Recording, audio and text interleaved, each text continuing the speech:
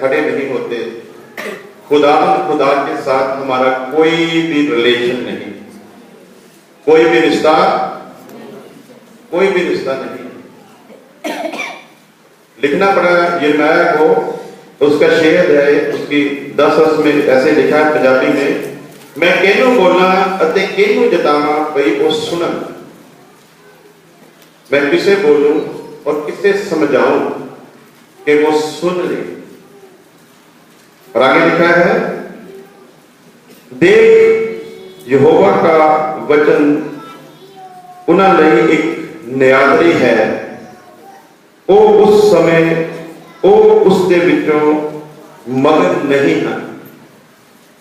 खुदा का कलाम आदर के लिए नहीं, उनके लिए क्या है, निरादर के लिए है। और आज हमने इसी बात पर थोड़ी देर के लिए गौर करना है, खुदावंद हमसे क्या चाहता है। समझ जो है, इसी पर आकर सारी बात टिक गई है। आज बहुत सारे लोग पाकरू तो पा चुके हैं, लेकिन पाकरू के मकसद को पाकरू के मकसद को नहीं समझ सके कि खुदा ने पाकरू दिया किस लिए, क्यों उसने पहले से ही नबूवतें करवाई अपने लोगों के द्वारा कि वो अपना पाकरू हम पर उंडेलेगा। पाकरू को आज सिर्फ हम लोगों ने गैर जुबान बोलने के लिए ही रख छोड़ा है। इससे आगे किसी को कोई समझ नहीं कि पाकरू का वर्क क्या है, पाकरू किस लिए दिया गया है, पाकरू क्यों भेजा गया है, अभी तक वो इस जहान में है, क्यों नहीं खुदा ने निराश होकर उसे उठा लिया। किसी ने भी इस बात पर कभी विचार नहीं किया। प्रभु यीशु ने कहा, वो छोटी से छोटी बातों में तुम्हारी अगुवाई करेगा, वो तुम्हारा सहयोगी है, वो तुम्हारा मददगार है।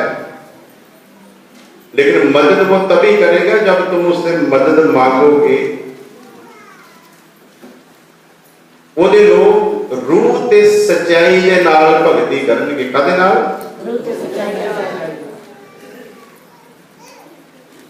रूह से करेंगे और हालेलुया। कादे नाल करेंगे जी? रूह से सच्चाई नाल। अपने जीवन पर गौर करेंगे कि फिर रूह के साथ उसकी आराधना की है।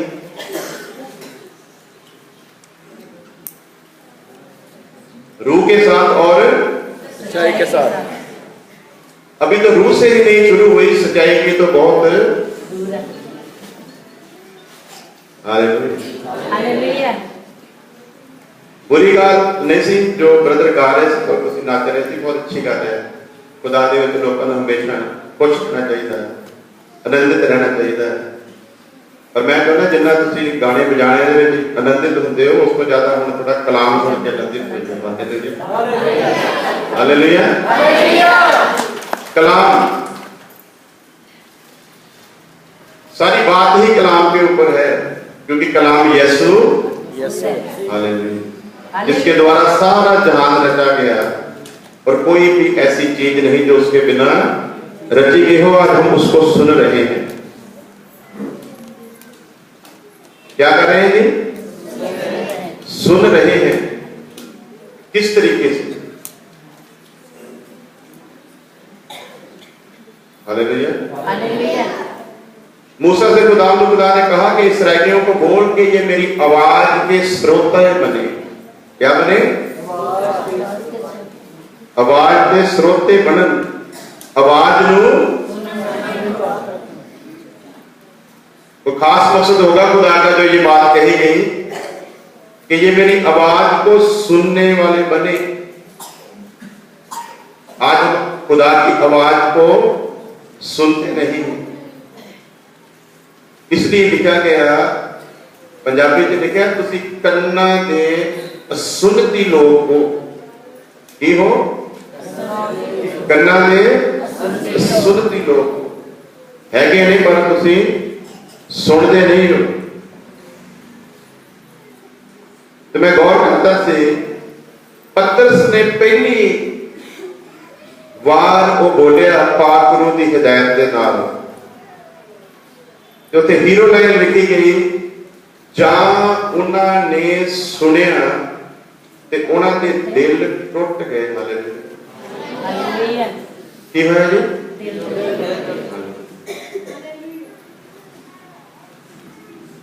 जिन्हां ने सुनिया 3000 ही सी उत्थे, सारे लोग हम जानने वाले हो 3000 ही सीगे। नहीं गौर देना, कलाम पढ़िया करो। हालेलुया। सुनने वाले 3000 सीगे, लेकिन गिनती बहुत ज्यादा सी। हालेलुया। आज यहां सुनने वाले बहुत हैं, लेकिन जो सुन जाएंगे उन्हें फिर दुआ की जरूरत नहीं होगी, ये कलाम ही उनकी जिंदगी में काम करेगा। हालेलुया।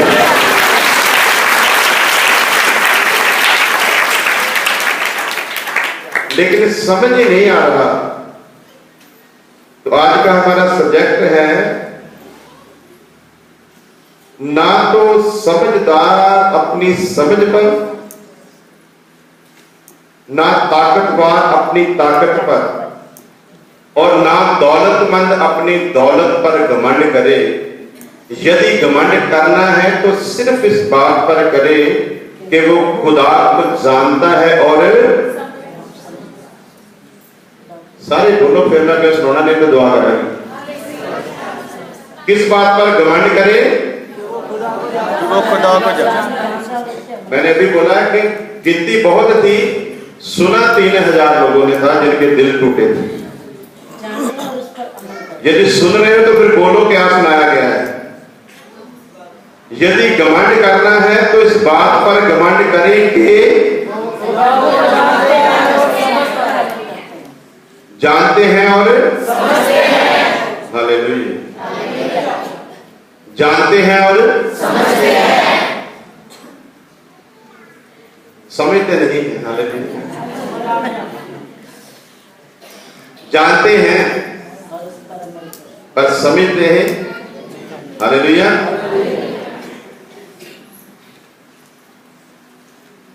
अभी आप सवाल करो ना मेरे से। मैं कह रहा हूं आप जानते हो पर समझते नहीं हो। जानने का कोई फायदा नहीं है जितनी देर उसे समझा न जाए। हालेलुया। मैं जानता हूं पास्टर आर.एल. गुप्ता जी मेरे अच्छे दोस्त हैं और मसीह में मेरे भाई हैं, मैं जानता हूं मैं, लेकिन अभी तक पूरी तरह समझता नहीं हूं। हालेलुया। अभी तक समझा नहीं हूं। औरत की जब मंगनी होती, रिंग सेरेमनी होती है, वो जान जाती है कि ये मेरा होने वाला, जान जाती है।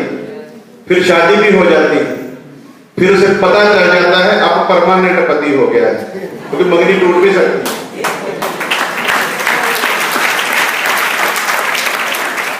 तो संत पौलुस क्या कहता है?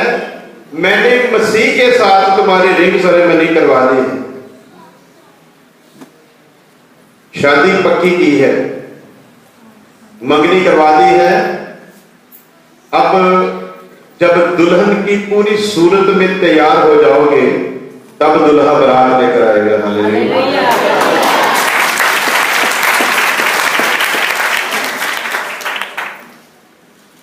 जानते हो और समझते हो।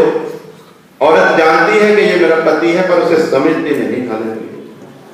बेटा जानता है ये मेरा बाप है पर समझता, बस समझने की ही बात है। जब समझ जाएंगे तो जिंदगी बदल जाएगी। हालेलुया। कुछ ऐसे लोगों पर विचार करना है जिन्होंने समझ लिया। जब समझ गए तो इस पाक कलाम में उनका नाम मुबारक हो गया। जानते सभी थे। कुछ लोग कहते हैं कि जब मिस्र की गुलामी से निकले 22 लाख लोग थे, कुछ 24 लाख कहते हैं, कुछ 26 लाख भी कहते हैं।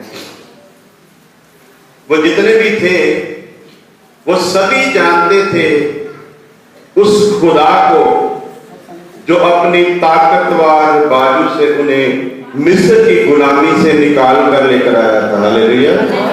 सभी जानते थे जो खुदा ने मौजे उस मिस्र में किए, वो सब लोग जानते थे। किस किस तरह से खुदा ने उन पर मुसीबतें भेजी, वो सभी लोग जानते थे। किस तरह उसने मिस्र के परोठों को मार डाला, वो सभी जानते थे। किस तरह वो मिस्र से निकल आए धन दौलत के साथ, खुदा उन्हें लेकर आया, वो जानते थे। समुद्र पर आकर खड़े हो गए, पीछे मिस्र की सेना आ रही थी। वो जानते थे कि हमारा खुदा हमें इतनी बड़ी गुलामी से निकाल कर लाया है, लेकिन समुद्र के किनारे पर आकर फिर भी घबरा गए, क्योंकि खुदा को जानते थे, समझते नहीं थे। तो मूसा ने भी खुदा से बात की, तो खुदा ने इतराज जो शब्द बोले मूसा के साथ कि तू क्यों मेरे आगे फरियाद कर रहा है, तू क्यों मेरी तरफ देख रहा है। मैंने सारी की सारी ताकत तेरे हाथ में दे दी है। हालेलुया। इस लाठी को समुद्र की ओर कर, सब कुछ ठीक ठाक हो जाएगा। हालेलुया। तो मूसा ने हुक्म माना, लाठी को समुद्र की तरफ किया। खुदा ने अपना काम किया। लिखा सारी रात हवा चलती रही और पानी पीछे हटता रहा, और उनके सामने वो दोनों तरफ एक दीवार की तरह बन गया। सारे के सारे इस्राएली लोग उसमें से निकल गए, दूसरी तरफ पहुंच गए। फिर मिस्री सेना भी आ गई। सभी लोगों को खुदा ने अंदर तक आने दिया। जब वो बिल्कुल सेंटर तक पहुंच चुके थे, फिर खुदा ने कहा मूसा से, अब दोबारा अपना हाथ समुद्र की ओर कर। मूसा ने किया, खुदा ने पानी को हुक्म दिया। मिस्र की सारी सेना को उसने उसी पानी में डुबोकर मार दिया। ये सारे का सारा नजारा उन लाखों लोगों ने देखा था, फिर भी खुदा को समझ नहीं सके। नौवीं की दो बहुएं थी, दोनों जानती थी कि ये हमारी सास है। हालेलुया। दोनों को पता था ना, लेकिन समझ सिर्फ एक ही पाई थी। हालेलुया। और जो समझ गई उसका नाम बाइबल में मुबारक हो गया। हालेलुया।